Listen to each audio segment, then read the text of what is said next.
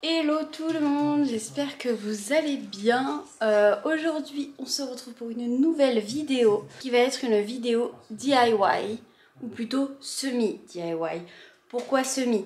Parce que en fait mon père a déjà fait 50% du travail qu'il fallait faire. En fait il savait pas que j'allais filmer etc, donc il a voulu m'aider.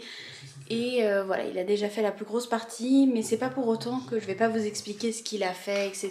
en détail. Donc aujourd'hui, on va on va finir la construction d'une, moi j'appelle ça, d'une structure en fait en bois, mais c'est juste un cadran en fait, car pour les nouveaux, au cas où je suis photographe et je shoot avec du tissu.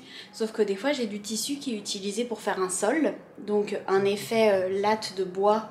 Donc comme ceci, sauf qu'en fait c'est du tissu et donc quand les gens, surtout les enfants, marchent dessus, bah ça fait des plis, donc déjà ça fait pas réaliste et en plus c'est moche.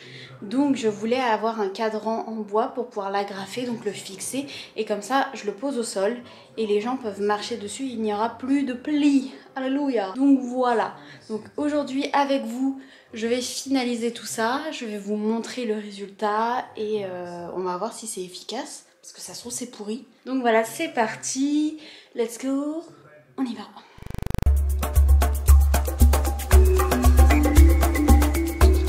Alors, je voulais aussi m'excuser pour la coupe. Voilà, c'est à la One Again. Là, déjà, je suis habillée pour la vidéo. Bon, après aussi, parce que j'ai besoin. Mais voilà, désolée. C'est la coupe de menuisier. C'est parti. Bon, c'est parti. Alors, si jamais vous entendez un peu, il y a Charmed derrière, mais j'ai vraiment pas mis fort, c'est pour me faire un peu de compagnie. Coupe One Again toujours, mais bon. Donc c'est parti, on passe... Bon, pour l'instant c'est l'explication de la première partie qui a déjà été faite en amont par mon père. Donc en fait, pour vous expliquer, ça va ressembler à ça en fait. Voilà, le cadran que vous voyez là. Voilà, c'est ça. Comme je vous dis, 50% du boulot a déjà été fait. Donc tout d'abord, j'ai acheté à Leroy Merlin des baguettes comme ça. Je sais pas comment ça s'appelle précisément, mais je vous mettrai peut-être un screen ou quelque chose. Donc des baguettes peut-être de finition, j'en ai aucune idée. Donc il me semble que c'était 3 quelque chose, le prix 3 € et quelques chacune. Et j'ai dû en acheter 4 car mon fond fait 1,80 m sur 2 mètres de large. Et ensuite, donc elles ont dû être coupées pour faire donc la taille que je vous ai dite. Donc avec une machine ou avec une scie. Non, je sais plus comment ça s'appelle. Le truc... Bref, voilà. Ensuite, pour joindre, donc on fait bien les bords en mode comme un cadre. Et donc pour les fixer... la première chose à faire, c'est de mettre comme de la pâte à bois entre les deux, donc voilà, pour les fixer. Ensuite des agrafes, comme le système pour fixer le tissu, donc voilà, c'est vraiment moche. Et ensuite par dessus il y a de la pâte à bois, donc ça fait transparent, mais voilà, et en fait c'est histoire de bien fixer les choses. Donc je vous remontre de l'autre côté. Et ensuite, donc moi je l'ai laissé sécher 3 jours. Et maintenant on va passer en fait à l'assemblage, le fixage, je sais pas comment on dit, du fond en question.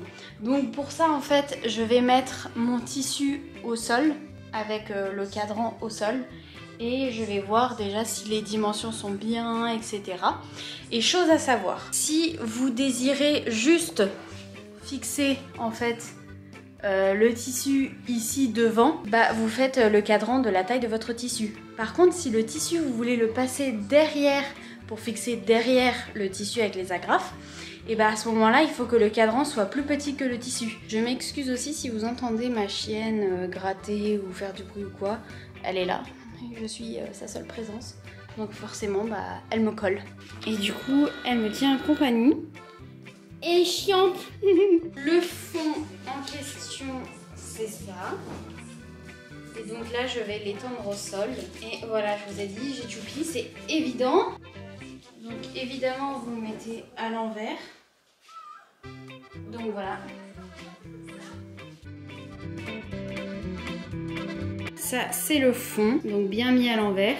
Et maintenant, on va poser le cadran dessus. Donc, il faut bien le mettre, hein, évidemment, pour bien le faire. Donc voilà, on place le cadran. en fait sur la longueur. Et du coup moi, comment ça a été fait avec mon père, j'ai pas beaucoup de matière, donc moi je veux pas forcément le remettre en fait derrière. Moi je m'en fous que ce soit agrafé devant, vraiment on s'en fiche. Donc voilà. Alors par contre, avant de faire des bêtises, donc c'est avec une agrafeuse que je vais agrafer, évidemment. Mais en fait, je ne vois pas où est-ce qu'elles sortent les agrafes. Je suis peut-être débile. Mais par précaution, je vais appeler mon père et lui demander comment on fait. Parce que je veux pas faire de bêtises et moi j'ai vu Destination Finale. Oh non! Donc voilà. Donc on va appeler mon père et je vais lui demander comment on fait bien les choses et je vais essayer. Je sens que ça va être catastrophique. Mais bon. Bon, je vous place ici, mais on se voit plus en fait là. Attends.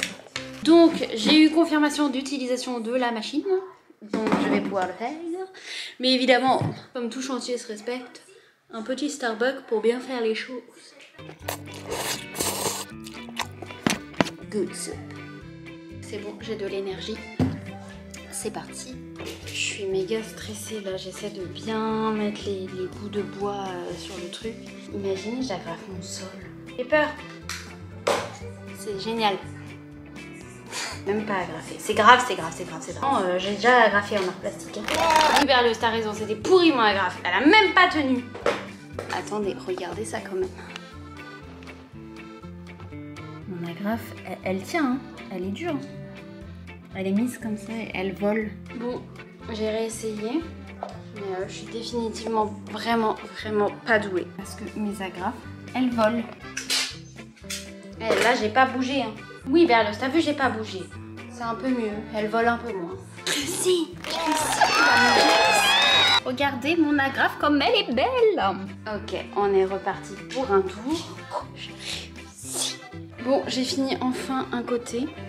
Donc, comme ceci, tout est agrafé. Bon, après un petit changement d'agrafe, c'est reparti. Donc en fait là, il me reste qu'un côté à faire. Donc celui qui est là-bas, je vais quand même bien refaire parce qu'il y a des agrafes qui se sont pas bien fixées jusqu'au fond. Donc je vais en refaire quand même une ou deux, histoire qu'il y ait bien des agrafes hyper bien mises. Et sinon, bah, après il me reste l'autre côté. Donc du coup, bah, visiblement, en faisant les agrafes, j'ai un peu poussé le tissu. Donc de l'autre côté, donc, que j'ai déjà fait, j'ai réussi à avoir un peu de tissu pour le replier derrière. Et voilà. Mais donc de ce côté, j'en aurai pas assez pour replier derrière. Donc ce sera agrafé de devant. Bon, là je suis un peu sombre. On va soulever du coup pour pouvoir agrafer en fait bah, le dernier côté qui lui va être face. Voilà. Et du coup voilà, donc il me reste juste ce bord là en fait que je vais devoir agrafer sur le devant. Et donc c'est magnifique. Ça y est les amis, c'est enfin terminé. Évidemment tout était trop beau pour être juste bien fait avec moi. Donc il y a quand même eu un bug dans le dernier. En fait j'ai agrafé avec une pliure. Donc en petit récapitulatif des matériaux que vous allez avoir besoin pour ce DIY, on va dire ça comme ça. Donc vous allez avoir besoin tout d'abord des baguettes de bois, je sais pas exactement comment ça s'appelle et j'en suis désolée. Vous allez avoir besoin de ça.